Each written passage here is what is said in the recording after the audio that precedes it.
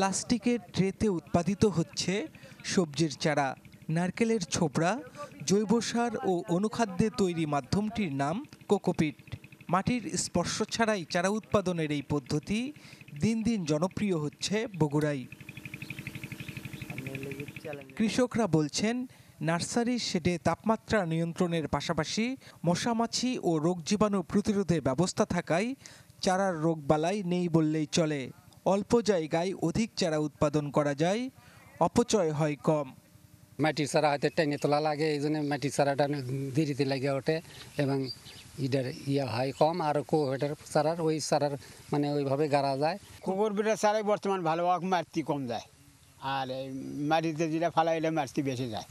এটা পোকা টোকা চারা বীজের নিচে খাওয়া ফেলা যায় পোক, সেগুলোর জন্য ওইটা চারা ভিয়াতে খেতে নিয়ে এসে মরে যায়, পচে যায়। রোপণের সময় চারা কোনো আঘাত পায় না, দ্রুত বড় হওয়ায় ফলনও পাওয়া যায় সনাতন পদ্ধতির চেয়ে 7 থেকে 10 দিন আগে। আবাদেও খরচ কম, ফলনও বেশি দিচ্ছে, গাছটা অনেক তাড়াতাড়ি মানে অনেক সুন্দর থাকে। খুব বেশি ব্যয়বহুল বললে ভুল হবে। সাধারণ যেভাবে আমরা চারা উৎপাদন করি ঠিক তেমনই, কিন্তু চারাগুলো খুব ভালো হয় এবং খুব লাভজনক হয়। কোকোপিটে চারা উৎপাদন পদ্ধতি কৃষকদের মাঝে ছড়িয়ে দিতে কাজ করছে কৃষি সম্প্রসারণ অধিদপ্তর ও পল্লী উন্নয়ন একাডেমি। বন্যা বা বৃষ্টি বা খরা কোনোটার প্রভাব সেভাবে পড়ে না, কাজেই এই ক্লাইমেট যে ভালনারেবিলিটি এটা কেটে গেলেই কৃষকদের হাতে চারাটা অ্যাভেলেবেল করা যায়।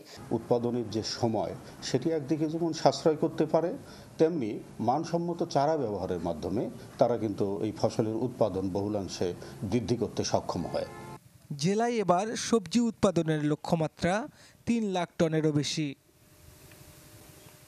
ফরহাদুজ্জামান শাহী, চ্যানেল 24, বগুড়া। বছর শেষের খুশি নগদে হবে বেশি। নগদ পেমেন্টে নির্দিষ্ট ক্যাটাগরির কেনাকাটায় 300 টাকা পর্যন্ত ক্যাশব্যাক।